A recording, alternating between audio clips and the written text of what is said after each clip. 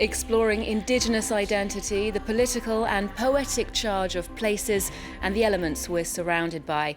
Taloi Havini's artwork reaches out to audiences and grabs them with its compelling nature.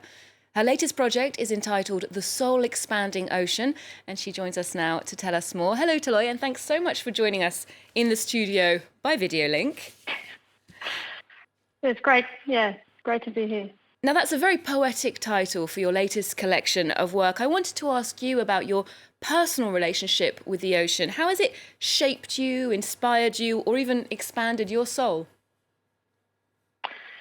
Well, I come from Buka Island in Bougainville in Oceania, and I've been born on a coastal community, and I'm an indigenous landowner, and so my relationship to the ocean is one of love and care. Even before being an artist, I'm an indigenous landowner, and with that comes an enormous respect, but care, but also concern for our oceans at the moment. And a deeply symbiotic relationship as well. Now, that show is being hosted by the TBA 21 Academy at their Ocean Space site, which is located in a church in Venice. There, contemporary art and the ocean are joint focuses. We spoke to the project's artistic director, Chus Martinez, who told us more about this unique space and what it means for the future of art. I think that it's very important to reprogram ourselves and therefore to imagine the oceans as a cultural space.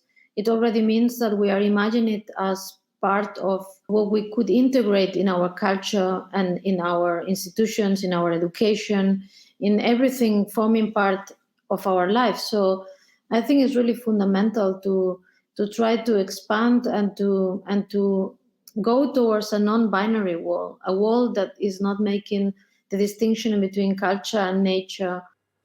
Now, Taloi, Chus Martinez speaks there of this sort of outdated idea of nature versus culture, that they're two separate things. And that, to me, makes me think of that science versus art conflict. Now, you've recently immersed yourself in a very scientific world aboard the Schmidt Ocean Institute's ship as their artist in residence. Now, that trip involved mapping parts of Australia's Great Barrier Reef, the seabed itself. Tell us a bit more about your time aboard the RV Falca and what you took away from it. Yeah, well, I had never been on a research vessel. I've brought up and lived by the ocean, and I have a different relationship with the ocean. So it was fascinating to be part of a research vessel that was looking at all kinds of conservation around mapping. And I think what I took out of it is that artists and indigenous people are also scientists. You know, we observe so much in life, in the ocean. And so using the same tools, observation, experimentation, having theories, I got a lot out of the 3 weeks and obviously was able to produce new work from it. And did it make you rethink that dichotomy between art and science, the separation or lack of? Yeah, absolutely. Art and science have always been together when you think about it, and the very earliest of exploration in Oceania with the first voyages and the first contact.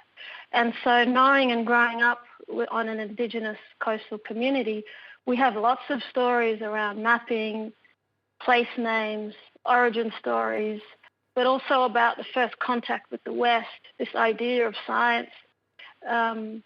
It's really about the intersection of knowledge. That's how I see it. Yeah.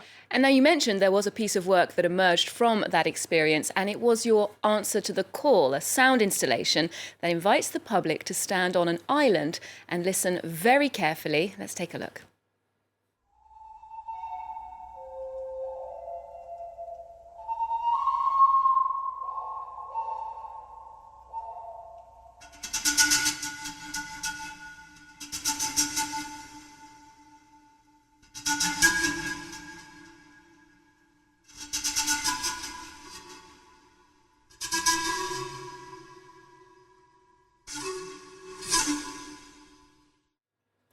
Taloi, we heard some instrumental parts there, but I believe the piece is much more layered than that. Can you explain what that sound collage is made up of? Yeah, you're hearing the ocarina and you're hearing the pan flute. And I was privileged to work with my uncle Ben Huckelitz and Mario Celestino, who's from Bolivia. My uncle is from Bougainville, Papua New Guinea. And so when we work together, I have a whole bunch of soundscapes in there, including the symmetry, including the underwater field recordings that I took aboard Falcor. But I also wanted to think about this idea of the human relationship to the ocean. So this kind of a conversation that's happening between the ocarina, the pan flute, but it's also about the love and nurture that we need to have with our land, with our environment. So through that is composition, through sound, and it's called Answer to the Call because it's a call and response type method that we've been using since time immemorial in all indigenous cultures. And so this idea is that the ocean species, they all need us as humans to respond, and we're not doing a very good job of it. And the way to do it is through respect. So I really wanted to make a work that involved a multiplicity of voices around this.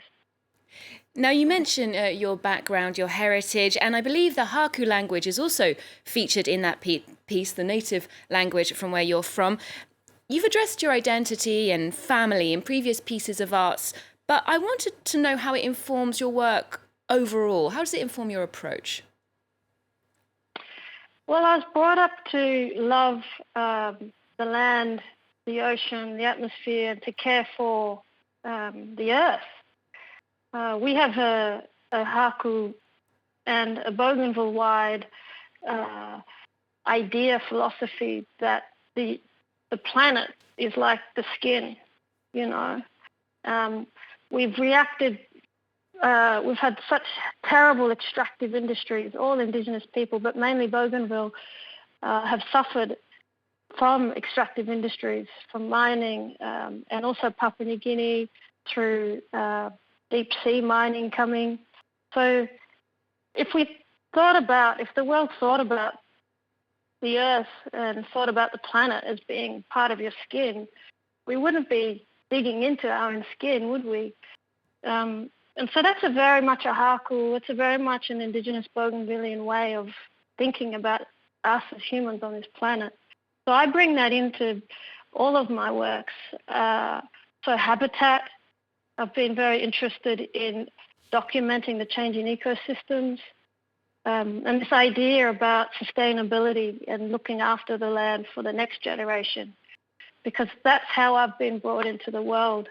And I believe that in Haku culture, there is a matrilineal tradition when it comes to arts and the transmission of knowledge. Now, you went to work in Australia as well. I wondered how you saw the difference between, for example, that approach to gender when you went to another society, another context. Yeah, I believe that my matrilineal background and my lineage is a real challenge for the patriarchal colonial legacies that continue today.